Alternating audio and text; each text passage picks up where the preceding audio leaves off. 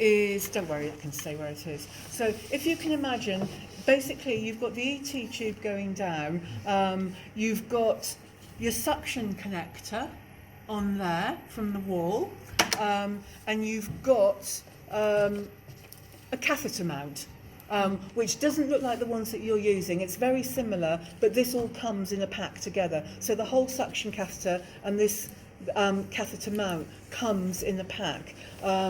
We use them, as I said, so that we don't interrupt ventilation when we're suctioning, and there's a much smaller risk of infection when you're not opening the circuit all the time, both for the patient and for you getting spray back, because obviously this is under pressure. So we can continue, when we're suctioning somebody, we will continue ventilating them while the suction catheter is going down. Okay? These suction catheters last for 72 hours. And when we open the pack, we put a little tag on it so that we know when it needs changing. Okay? So if I was going to suction somebody, if you look at that at the moment, I'm going to bring that right back down. We normally leave them in that position so you can see that black dot there. Okay? These particular suction catheters have an additional safety. We've just changed to them recently. They have an additional safety thing here. There's a non-return valve in this bit here. So when we're suctioning, when you finish suctioning, we always draw it back so you can see that black line there, which means, if you look at that, it means that the tip of the suction catheter is sitting in this blue bit. Okay? If we left it sitting up there, it's going to be constantly sprayed with secretions. Okay, so we leave it sitting there. There's a no return valve there, and this hugely, I can't remember the figures, but it hugely reduces the incidence of ventilator associated pneumonia, which is one of our big risks. Okay, so if I was going to suction somebody now, I'd have my suction connected up here. That, if you look at that, that is showing that the suction catheter is open. If I'm not using it, I leave it like that. Okay, so the suction, even if you had it attached there, and we tend to leave it attached all the time, even if you had it attached there, it's not going to accidentally do anything. Okay, so if I wanted to suction somebody, what I'd be doing is, with my suction connected, holding the tube so that it doesn't move around, bringing the suction catheter all the way down. And what you want to do is, in reality, you're going to be putting it down until you get resistance. Now, if you look at that, that has gone right to the end of the suction. Can you see down there? That's gone down a long way. It's gone right to the bottom. And then I'm going to slowly bring it back. Okay? What we tell people, because even though we're not interrupting the suction, the ventilation, when you put that down, you are restricting the size of the airway there. So what, if I'm teaching somebody, what I tell them to do is, if they're suctioning somebody, take a breath in and hold it yourself when you put the suction catheter down, and make sure that you've got it pulled out by the time you start to feel short of breath yourself. And then you know you're not going, I mean, it's not very technical, but you know you're not going to be leaving it down for too long. Okay, and then just make sure that you've brought it all the way back there. What we can then do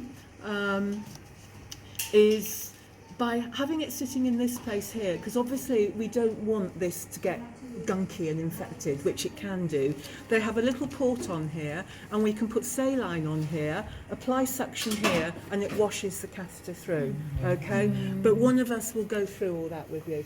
But you need to expect that all our patients, ventilated, will have this in place, whether it's via an ET tube or via a tracheostomy, because you could potentially get patients with tracheostomies as well. Okay, the difference is in that we have some that are for trachees, some that are for ET tubes. Basically, what we don't want to do is use a great big long thing like this with a trachea tube, because you've got a much smaller space. Okay, so we put on the appropriate sized catheter, and we will be making sure that the right sizes. We only store 2 sizes of this. A bigger one, which we tend to give to all men, and a smaller one, which goes to all women. You know, it's as simple as that. The other thing, so that's suctioning. So basically we're doing anything to avoid breaking the circuit. So from a safety point of view, we're avoiding taking them off for bagging, we're avoiding disconnecting to pass a traditional suction catheter down. We are making sure that the tube is adequately held in place. And there's two methods on here. I've shown you the tied-in method because, you know, if we get really busy, to be honest, that's probably what we're going to use. We do have proper tube holders which we can use, and if we're using those, one of us will change it with you. We'll show you how to use it. But basically, whatever device you're needing, either an anchor fast or a traditional tube tie, you want to make sure that the tube is being held securely, but that you're not dragging and causing pressure on the patient's face. So what we normally do, if we've got something like this, or even, if you can see there's a strap around there, we make sure that, I always think it like, you know, a cat's collar. You want it secure, but you don't want it so that you can't stick your fingers down. Okay, so you need to be able to get a finger in there. And we use the foam just because otherwise you can cause pressure damage.